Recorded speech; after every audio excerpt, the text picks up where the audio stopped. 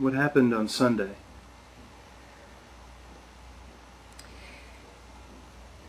Once the Sabbath was over, before sunrise, the other women and I were preparing spices to anoint his body. His body was so torn. And then the earthquake hit. Bam, bam, bam, like an angry father slamming his hand down on a table. We lost a whole jar of myrrh, and when we had recovered, we set out for the tomb. But when we got there were no cards. And his body was gone. After all they had done to him, it wasn't enough. They had taken his body for more of their sport, and on the Sabbath, no less. We were in shock. I fled, ran to Peter and John. They ran back ahead of me and saw the burial clothes. They cursed the Romans and the Sanhedrin in one breath. John and Peter left to tell the others. I could walk no more. I knelt down and I wept bitter tears.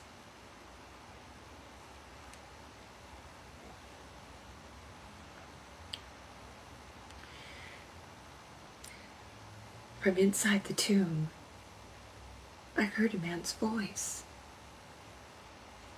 "Who are you weeping for?" This was impossible. The tomb had been empty, and I'd only been weeping a moment. If someone had gone in, I would have seen them. I stooped down and looked in the tomb. I saw two men smiling at me. One at the head of the slab, one at the foot. The other man, with a lower voice, spoke. "Why are you crying, woman?"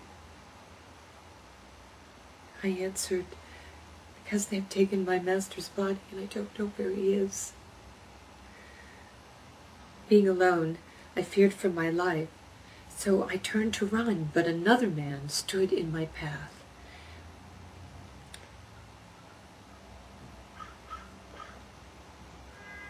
I thought it was the gardener, but he was also smiling, and he also asked, "Why are you crying? Who are you looking for?"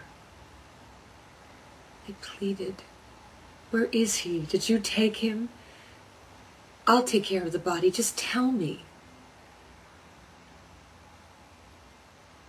But he did not answer. He spoke only one word. My name.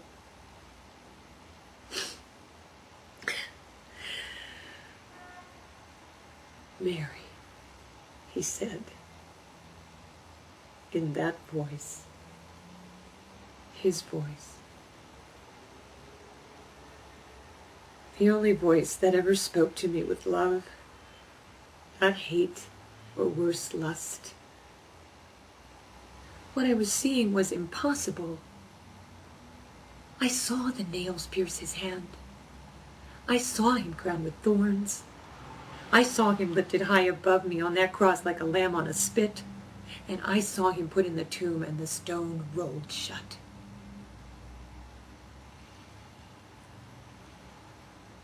Yet there he was.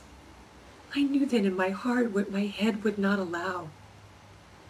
"Jesus?" I asked. "I am," he said.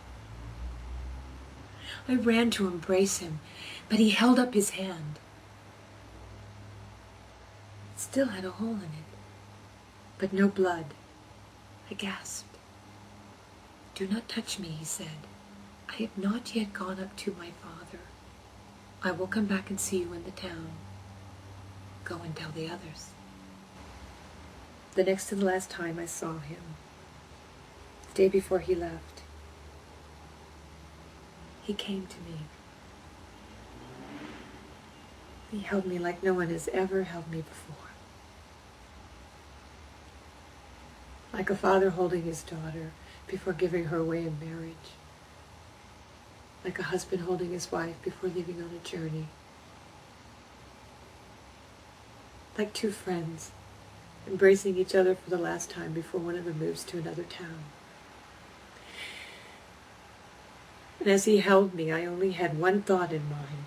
And I'm not sure if I ever spoke it aloud, but if I did, I only said one thing over and over. Thank you. Thank you. Thank you. Thank you. Thank you.